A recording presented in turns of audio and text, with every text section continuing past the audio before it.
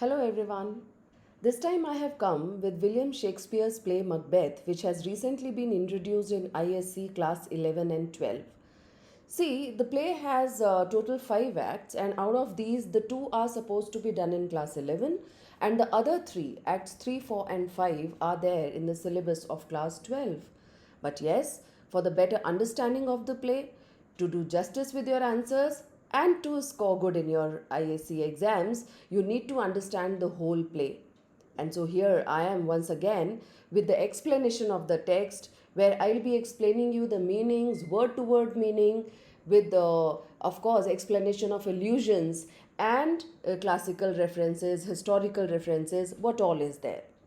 So in this video, I am going to talk about the introduction of this play, where we'll be talking all important aspects that you need to know about the play for your better understanding.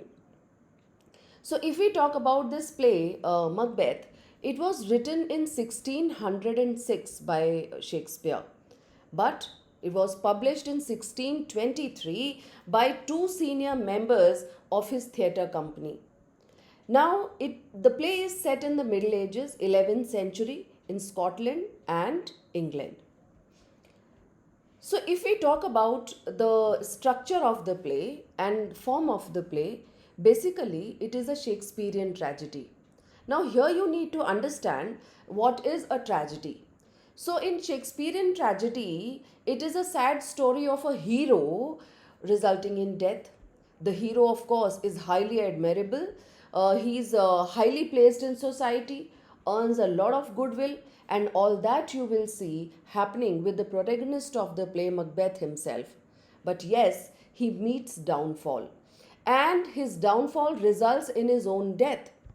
Now, why that downfall takes place? We need to understand that too. It happens due to tragic flaw. Now, it is again a literary term which you need to understand. Tragic flaw is some fault or obsession on the part of the hero, which brings his downfall. See, the suffering and death of hero is caused because of this tragic flaw. Alright? It's not caused by the destiny or the fate, it is because of this tragic flaw of the hero. Now, in this play, Macbeth, if we talk about, that tragic flaw is overly ambition of Macbeth. Macbeth, who was a brave warrior, he was a general, he was a kinsman to the king, he was really very trustworthy to the king. But then it is because of his obsession to get more and more power, to that overly ambition, that he takes a wrong decision. This is what my next point is. Actually, this tragic flaw forces the hero to take some wrong decision. Here in the play, you will find that the hero, Macbeth, he kills king. He kills the king, all right, King Duncan. And because of that, somehow we will call that this decision only leads to his death. Now, next is in Shakespearean tragedy, you will find many supernatural elements also. Right? In this play, you will find witches, sometimes ghosts, storms, dreams, bad omens.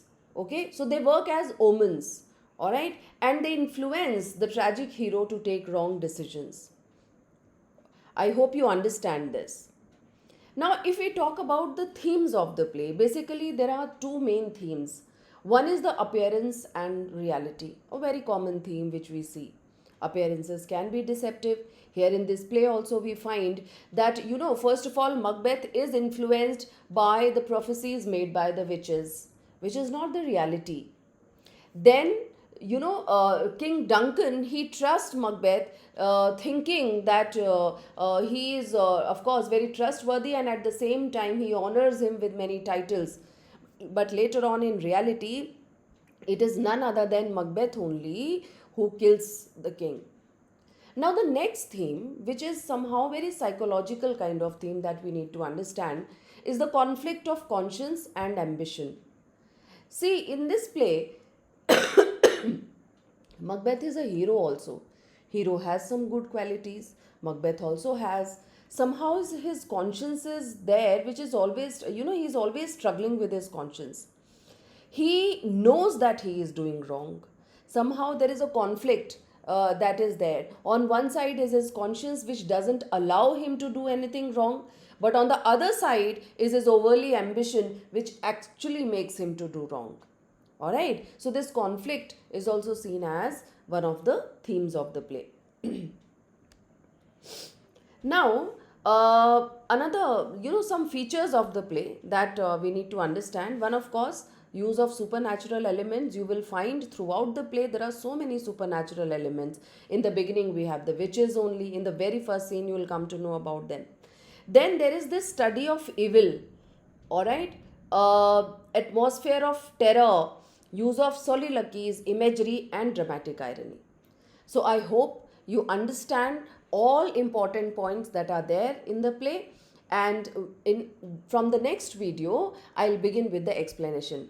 But yes, one thing that I want to say, please don't forget to kindly like, share and subscribe my channel, The English Express. Your likes give me a sort of motivation, and I really expect this from you. Thanks and bye for now.